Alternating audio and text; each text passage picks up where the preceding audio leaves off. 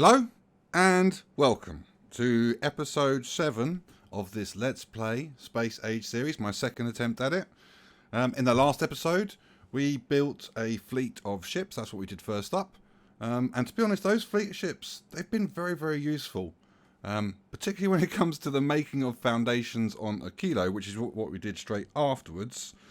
Man, a kilo, just a painful experience. So let's just keep this going. Yeah, a kilo, just a very, very painful experience, but we got that done and it's mostly going. It does seem to occasionally go wrong for various reasons, different reasons. It goes wrong, I fix it. Something else goes wrong, I fix that. Something else goes wrong, I fix that as well. I've just got to keep an eye on it. We need those foundations. But what we did at the end, what we eventually came to was Vulcanus.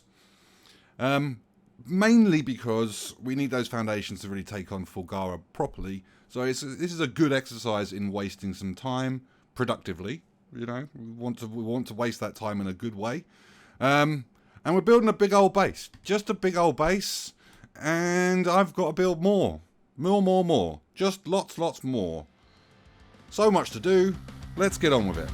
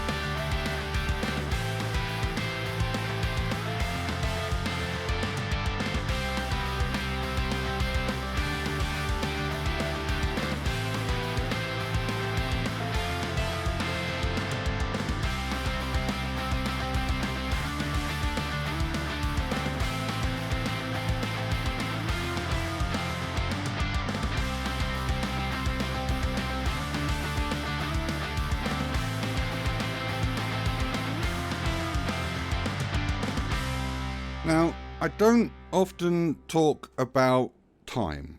Like, I don't often talk about how long it takes me to make particular parts of the factory, you know.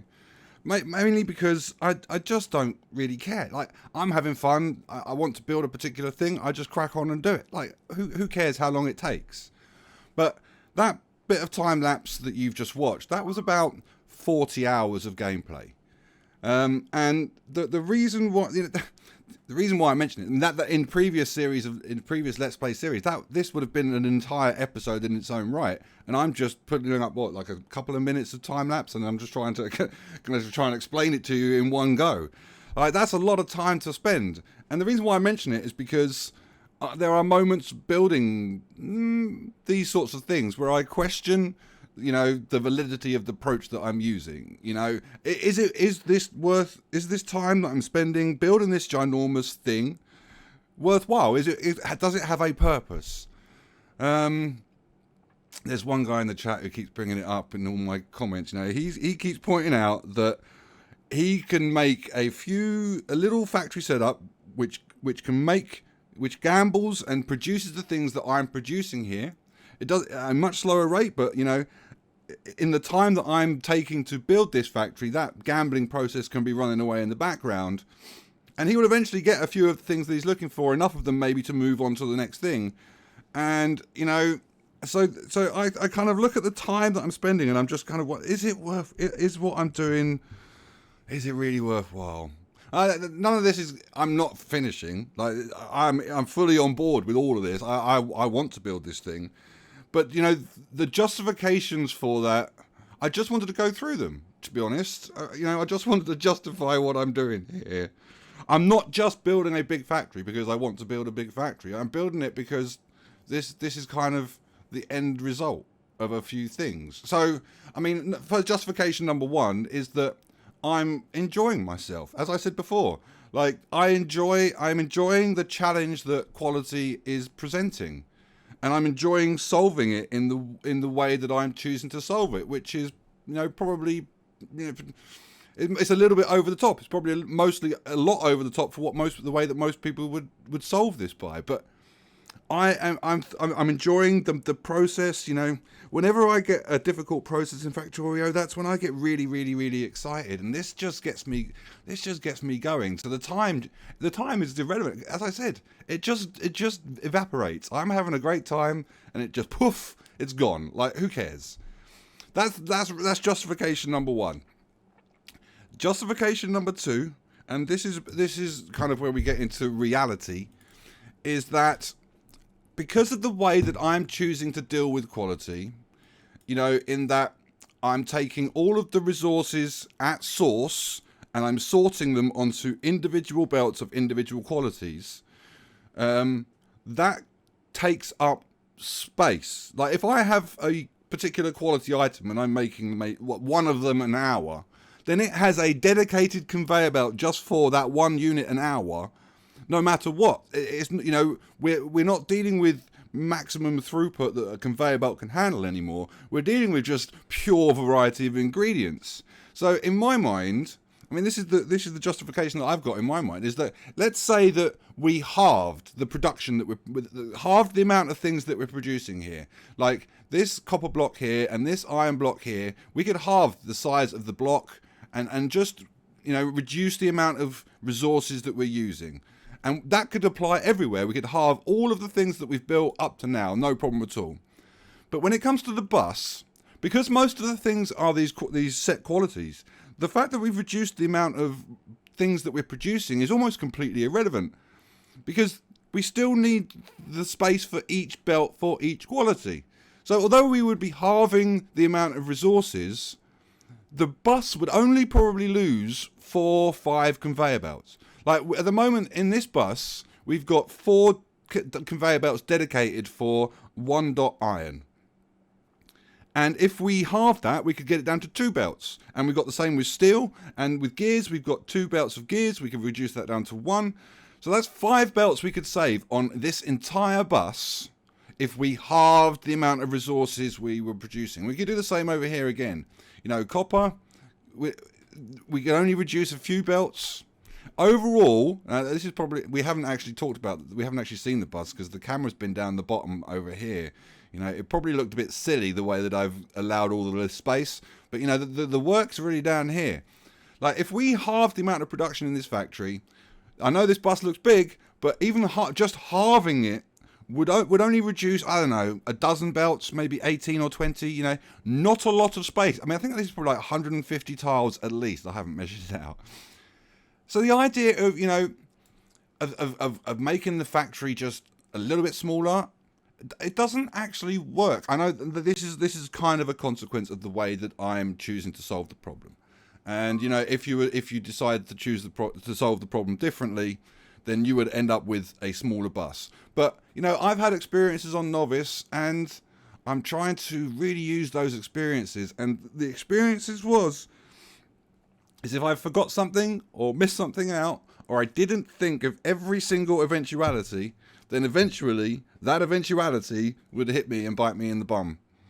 Like at the moment, we're scrapping legendary things. I didn't think we would be scrapping legendary things on Novice. I thought we would just be keeping them in the factory because everything else is flowing into legendary. That's the end point. Why would we need to scrap it? But turns out when you're scrapping a whole lot of stuff, some of that finds its way into legendary. And if you're not scrapping the excess legendary, then the scrappage can't take place. Like it all backs up. So you've got to every eventuality, and so. That's why I'm doing a belt on, because I didn't deal with it on Novice in this way. I dealt with it with other kind of bodge jobs. For instance, like I would keep the sushi of all the different qualities on a belt. I would route that all the way to the final process, and that would be where I sorted it. But something always backed up. By sorting it earlier in the chain, earlier in the process, it uses this whole base as a buffer. It just means there's much, much less possibility for something to jam up. You run that sushi belt all the way down, it's just full of stuff that's jumbled up. It's just mayhem, just complete chaos.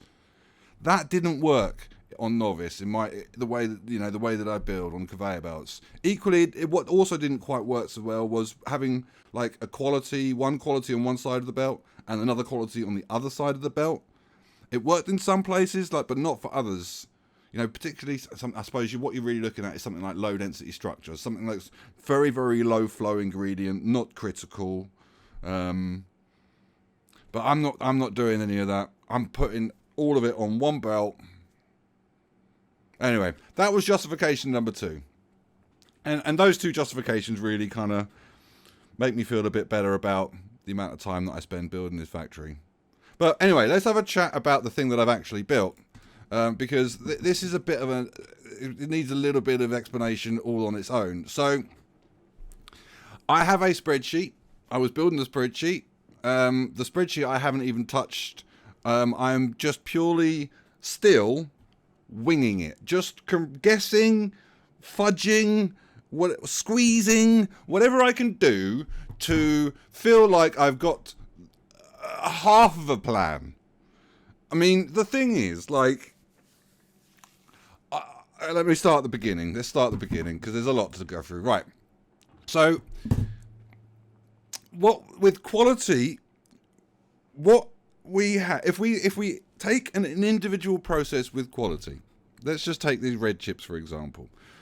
When we design a factory, whilst I'm designing this factory in the way that I'm choosing to design it, I size the amount of 1-dot red chips, the common kind. I'm going to get the names. I'm just going to use the 1-dot.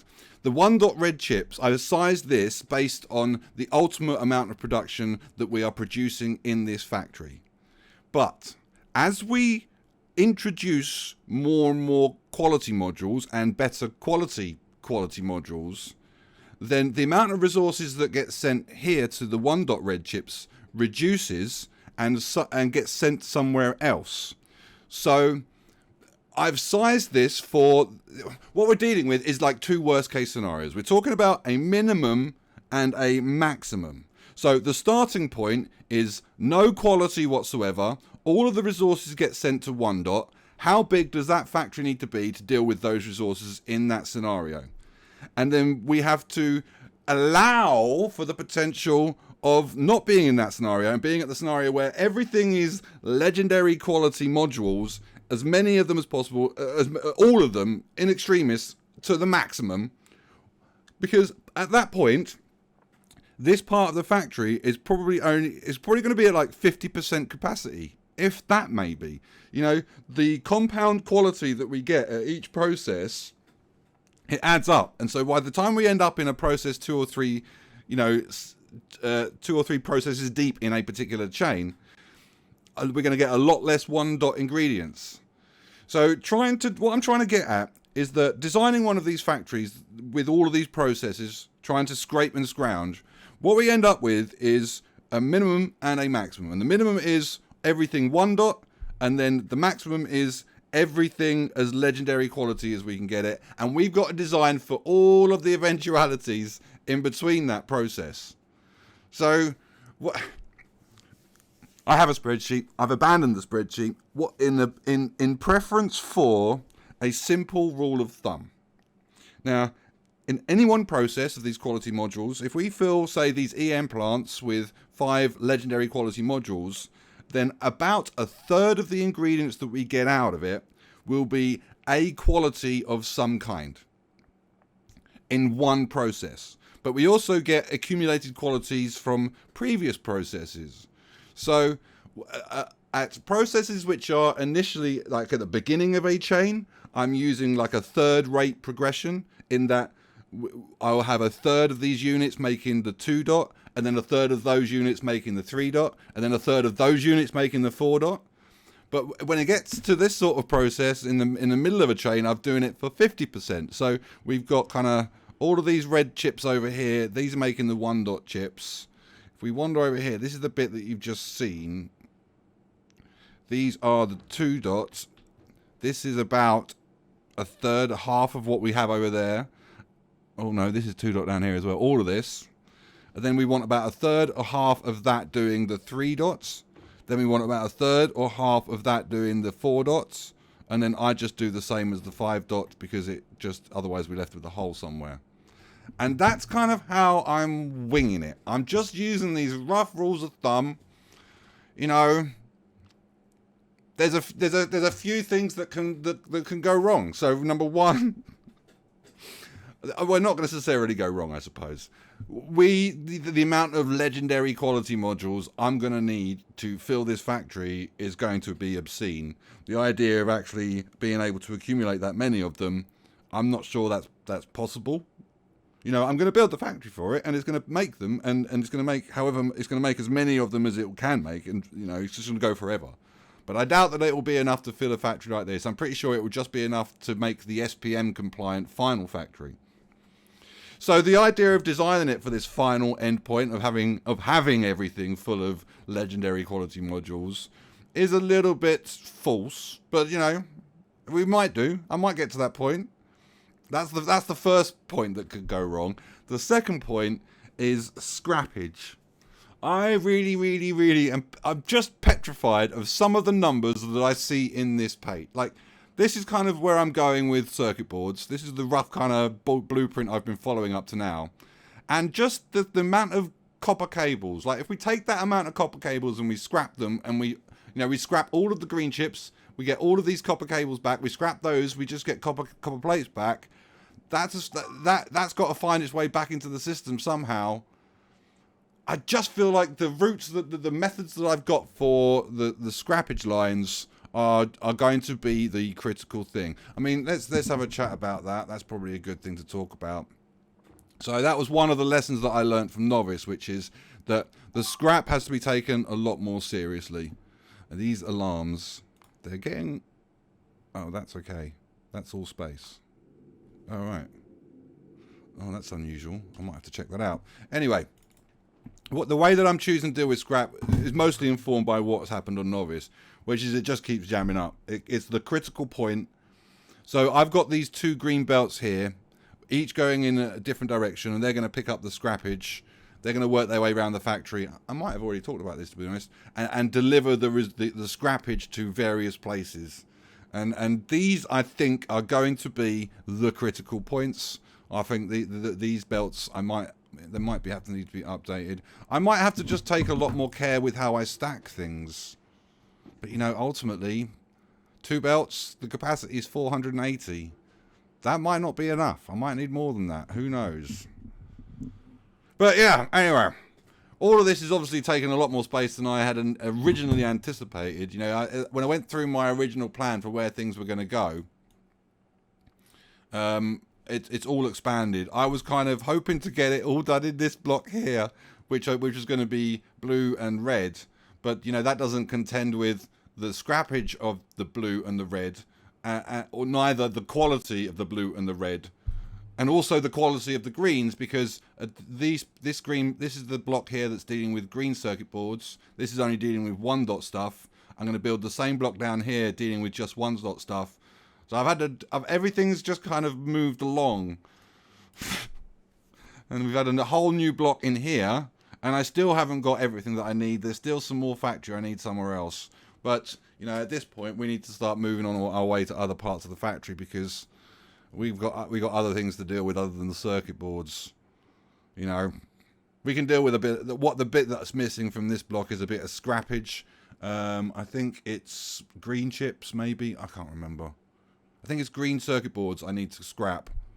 Maybe blue. What have we got here? We got copper cables. I think that's green circuit boards. This would be blue circuit boards. I think it's just red I need to scrap. That shouldn't be too bad.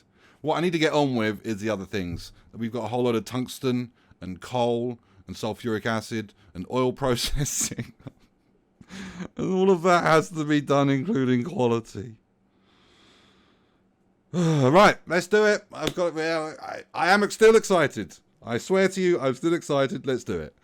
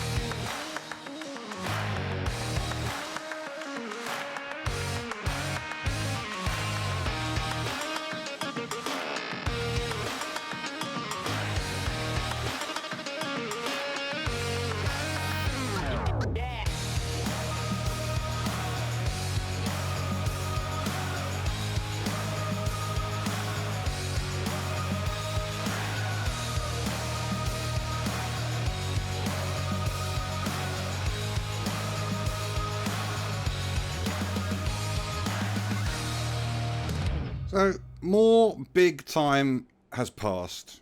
There have been certain elements of grind, of just doing the job that needs to be done. We're reaching the culmination of a lot of things, to be honest. So I mean, I've been running around setting up all of the systems that I need to deliver the stuff that we're going to need resource-wise. So we've got like tungsten and coal. I'm particularly concerned about coal. I don't have a problem with throughput. We're going to deliver, the factory is going to be good no matter what we throw at it, more or less. I don't have a problem with the trains. I don't have a problem with the mines. None of that stuff's got a problem. The problem is in capacity, in that we're just going to work our way through this coal like burnt paper. To be honest, I didn't notice this. This is something I've only just recently checked out. I think that's probably my bad. I mean, I suppose when you have a table like this and you've got loads of stuff to look at, it's difficult to hold everything in your head. That's my justification. Anyway, I was looking at the big mining drill. I was looking at the resource drain. 8% resource drain with a legendary mining drill. I need these in my life, particularly here, particularly for coal. So, I mean, this is a pretty big target. It was already a pretty big target, but this is now an ultimate priority. I would really like to be able to upgrade all of the mining drills that I have before they expire, before I need to go and search for more patches. I have been looking. I've expanded my kind of zone of where I'm looking. There are some patches of coal on here I could use. There's some patches on here I haven't made use of. I'm just conscious, we might need to upgrade things. Anyway, that's by the by. What I've actually been doing is building a whole load of factory. Let's go through the factory. There's a lot to talk about. So this is where we were before, which was quality red circuit boards and quality green circuit boards. In fact, let's have a look in the map view.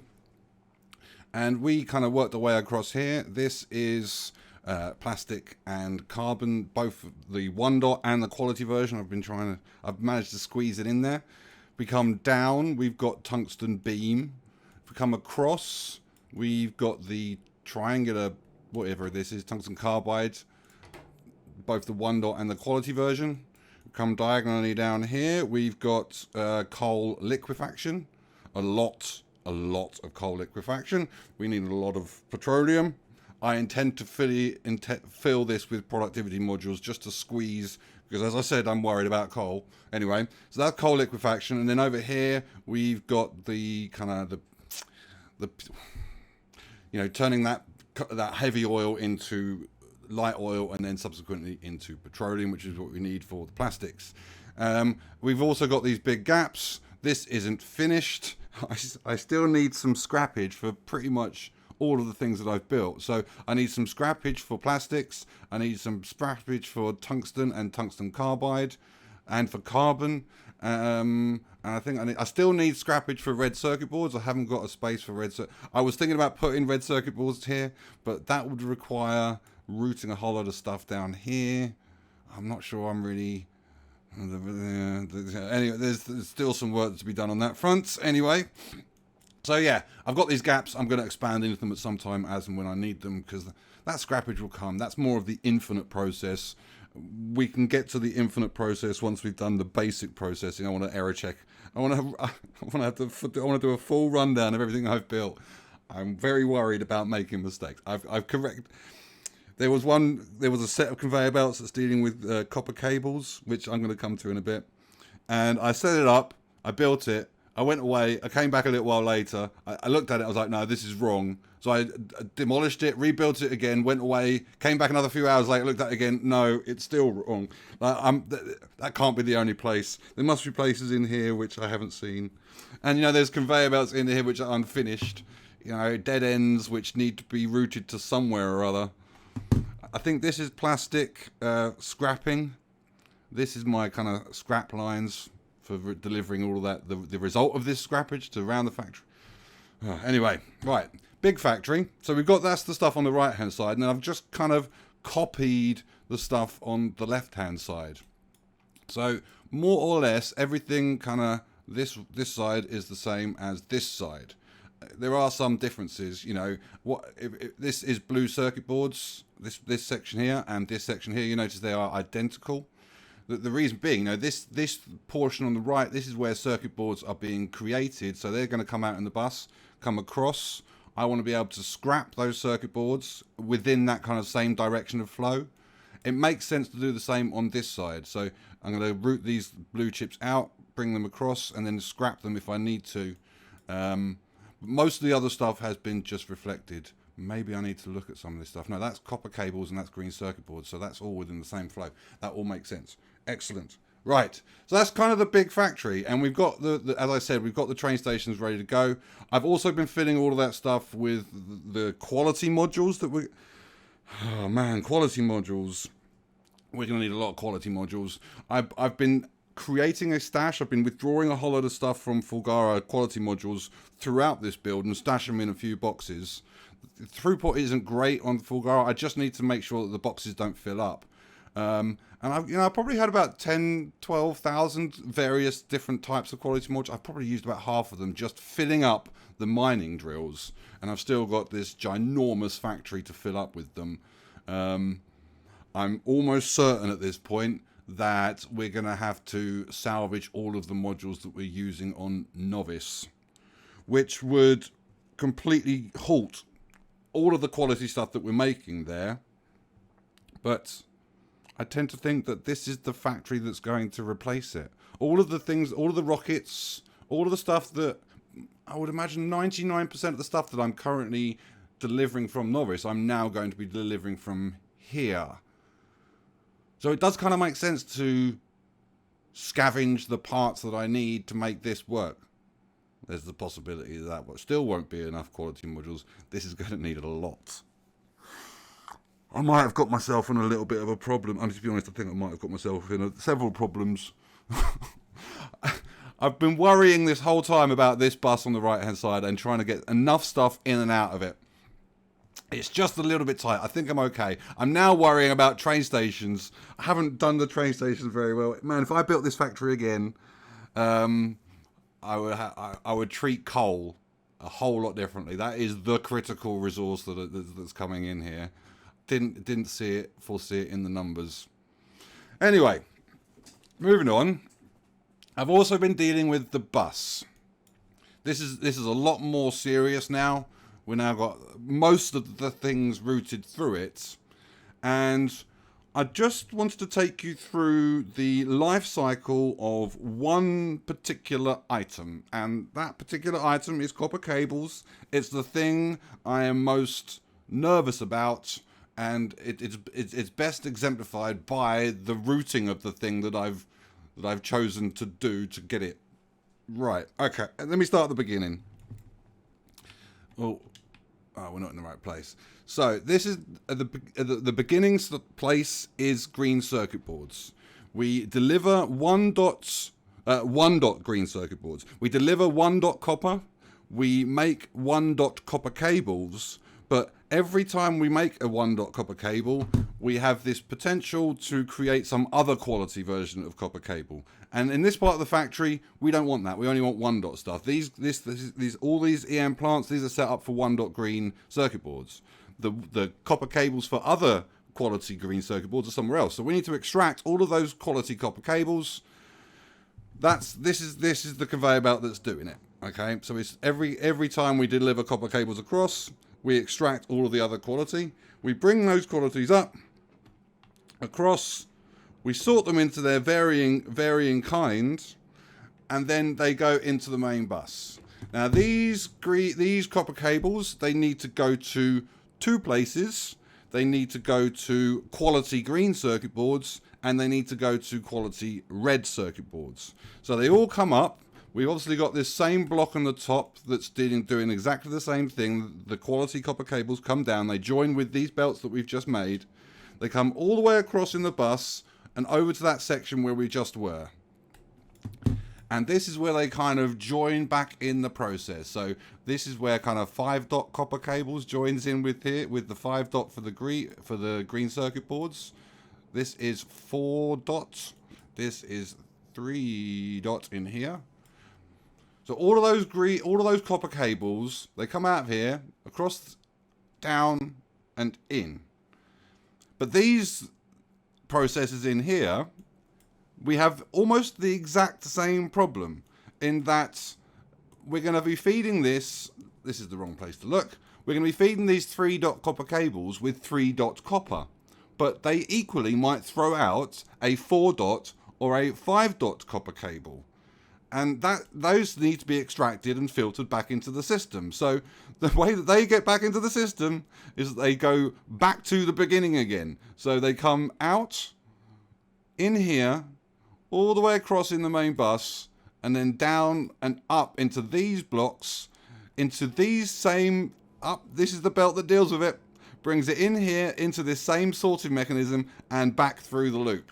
And there's a couple of these, like each one of these is dealing with a different kind of conveyor belt to try and spread the load, because I am dead nervous about the copper cables. So these copper cables, the quality copper cables, they're going in this kind of ginormous circle.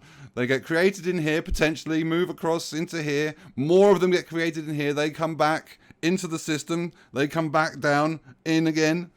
Goes round and round and round and round and round.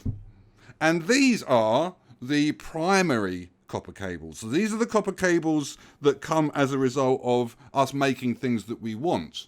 There are also going to be a bunch of copper cables that we make as a result of scrapping things like green and red circuit boards. And that system hasn't really been fully developed yet. Most of those scrappage is going to be created here and here, where I'm scrapping the green circuit boards.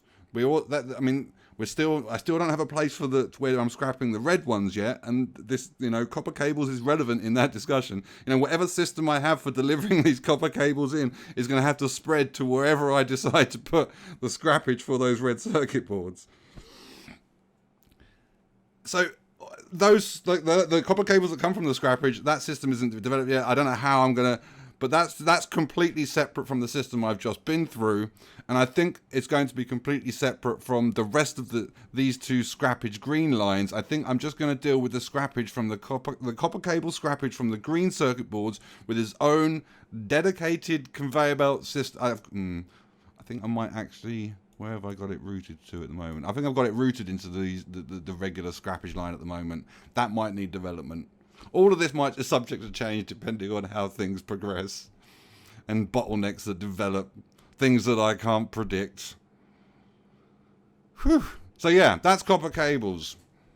And I'm trying to deal with the rest of the ingredients around here with the same kind of seriousness. I am trying to. I've got enough space in the bus to be able to This is the problem with me winging it, is that things aren't positioned in the right place. Things are just splodged around wherever I found a gap, and all of the clever stuff needs to happen in the bus. If I had used a better factory design, then a lot of these flows, these awkward flows that I'm having to try and develop, would have been created just by intelligent placement, intelligent design. What I would do if I did this again, man. We're not going there. We are not going there. Anyway, what we need to be doing now is we need to start switching stuff on. Now, because of the nature of the way that I do these things, I want to capture it, I want to film it, I want it all to be right. I need almost everything to be just perfect just before I move the camera and start filming. So everything needs to be just ready to go. And not everything is ready to go. We've got places with no electricity. We've got places where there's no railway lines. We've probably got some places where there's no railway signals. I've still got broken conveyor belt. There's still a lot to do. But that's what we're working towards. We're working towards finally switching this on. And I'd like to think that we can get towards the shopping mall at some point. I want to make these legendary drills. I need these legendary drills. But I also know that there's going to be a significant period of time just making sure that this thing is working the way that I want it to. And just, connecting up all the belts in the way, finishing off all of the scrappage. There's a fair amount of time there and just faffing. Let's see how far we get.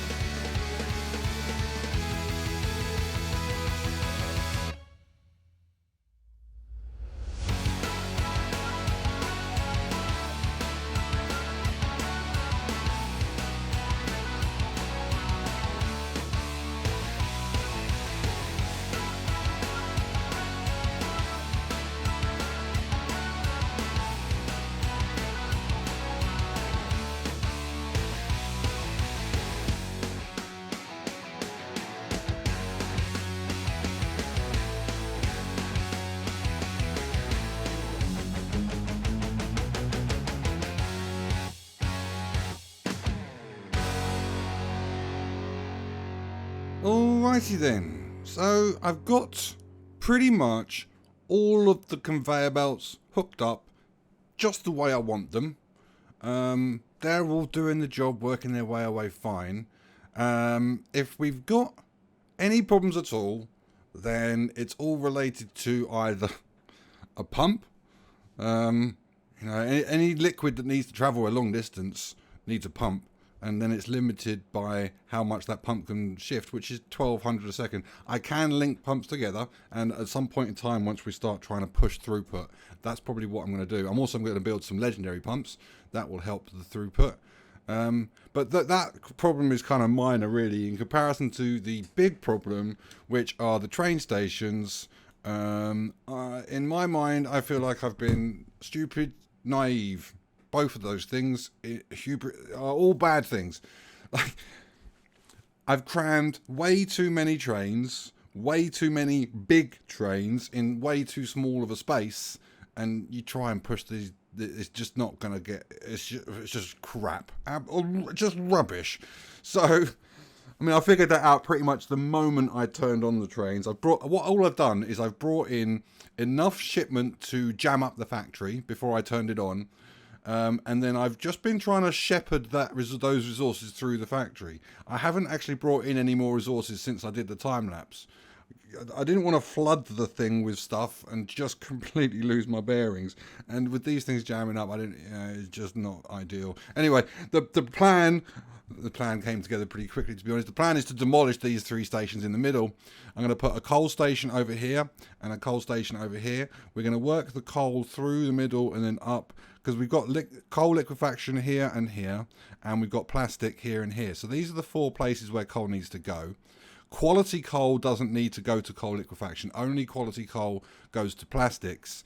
So if I feed that stuff through the middle, up and across, then that will allow me to remove this clump of train stations and this clump of train stations and move them over to here and over to here, which will...